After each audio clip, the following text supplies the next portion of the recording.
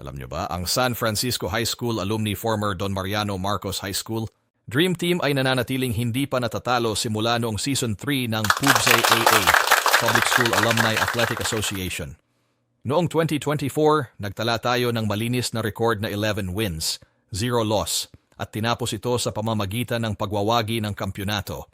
Ngayong Season 4, 2025, nasa kalagitnaan na tayo ng liga at patuloy pa rin ang ating dominasyon. Kasalukuyan tayong may record na 7 wins, 0 loss.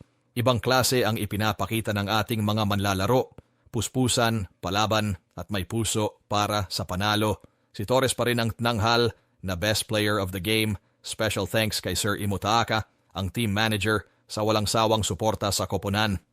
Ayon nga kay Coach Romel, may pag-asa maging back-to-back champion. His is some result of the game last Sunday. Ang huling laro natin laban sa Kulyat, San Francisco 63, Kulyat 60 at napanatili ang pangunguna sa team standing sa kartadang 7 win 0 loss. Sa iba pang game narito ang resulta ang New Era talo kontra Osmeña 74-73, Novaliches Wagi kontra Rondon 68-58, Magsaysay Wagi kontra Matay 73-66. Samantala ang lower elite na mga dekada 90, ang San Francisco ay nasa maganda ring posisyon matapos nilang talunin ang Lagro 78-58 at naging best player of the game si Huab, at sa buong team ng lower light na halos lahat ay maganda ang laro.